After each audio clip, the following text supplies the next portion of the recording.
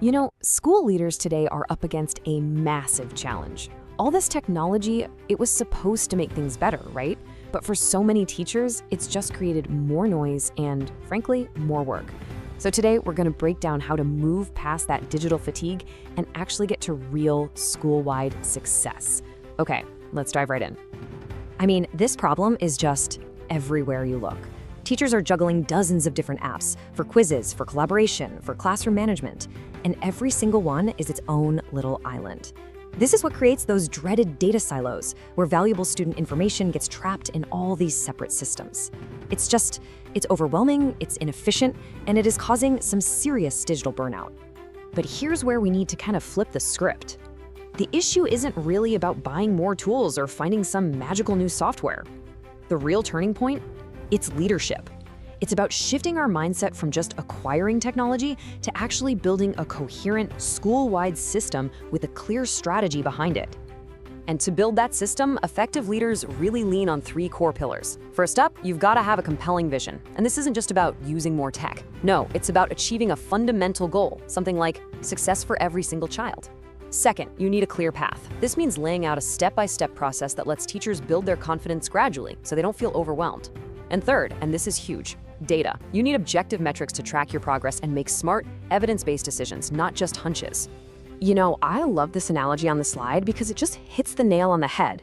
For years, schools have been buying up all these shiny individual parts. You know, a great quizzing app here, a cool collaboration tool there. But think about it. Without an engine and a chassis to connect everything, you don't have a car. You just have a pile of really expensive parts sitting in the garage. An integrated system, though, that's the whole high-performance vehicle, keys in the ignition, ready to go. And this table just lays it all out plain and simple. On one side, you have the fragmented tools.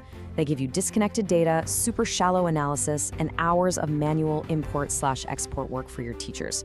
But on the other side, with that complete vehicle, something like the HiTeach and AI Sokrates system, the data just flows seamlessly. The analysis is deep, it's diagnostic, it's automated, and it's actually built to support real professional growth, not just create more busy work. So what does this actually look like in a school? Well, it's that low-burden path we were just talking about. Instead of throwing teachers into the deep end, you start with simple, high-impact tools. That's the ICE entry stage for intelligence, convenience, and efficiency. Think timers, scoreboards, stuff that's easy to use and makes life better right away. Once they're comfortable, then they move to using data, then to collaboration, and finally to leveraging AI for truly deep, innovative teaching. See, it's a ladder, not a cliff.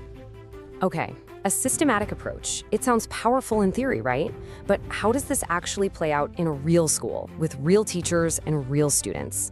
Let's look at the proof. First up, let's head to Dayou Middle School. They created this brilliant adoption model they called the mountain climbing plan. And what was so smart about it was that this wasn't some mandate from the principal's office. It was a movement that was truly driven by the teachers themselves. So here's how they did it. They totally gamified the process, setting up 5 stages of skill mastery, each one named after a famous mountain. But the absolute genius move was the review process. Instead of a top-down evaluation, it was decentralized. A committee of teachers managed the certifications, and teachers observed and certified each other. This peer-driven approach completely removed all that pressure and built this powerful sense of community and shared purpose. And the result? Get this, it was staggering. Within their system, over 90% of classrooms successfully normalized using these smarter teaching methods every single day. That's not just a few tech nerds in the corner. That is a deep, systemic, cultural shift across the entire school. Okay, that is an incredible result from a peer-led model. But that's not the only way to do it. Let's check out Guangming Middle School, which took a totally different, but just as effective approach: rapid, leader-led transformation. Over at Guangming, the leadership took a much more direct role. The principal personally led a team of seed teachers who became the champions for the change. And they also used gamification, framing the system's functions as challenges from 6 major martial arts schools.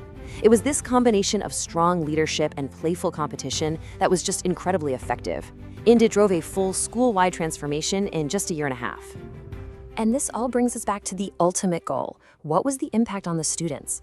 I mean, the data just speaks for itself. The rate of students getting C grades, what you might call the failure rate, it dropped, and significantly. At the very same time, the rate of students achieving A grades for excellence jumped up by over 3%. This isn't just a number on a chart. This is the hard evidence that connects a systematic digital strategy directly to better outcomes for kids. So, we've seen the strategy, we've seen the incredible results, but this is about way more than just test scores. These transformations, they really point to a deeper, more human-centric goal. And this right here is what it's all about. The ultimate goal is to transform digital transformation into professional happiness. What is that? Well, it's a state where the system handles all the tedious data collection automatically, so that administrative pressure is minimized. This frees up leaders to actually be instructional coaches and frees up teachers to focus on creative teaching. When motivation for growth is maximized, everybody wins.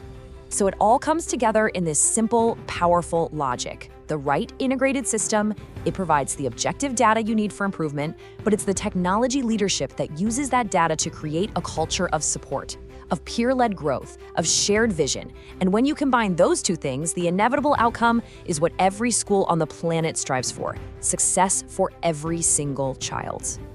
Which leaves us with one final question for every education leader watching right now. Take a hard look at your school's technology strategy. Are you still just out there buying individual disconnected parts? Or are you ready to start building that complete, high-performance vehicle that will drive your entire school community toward lasting success?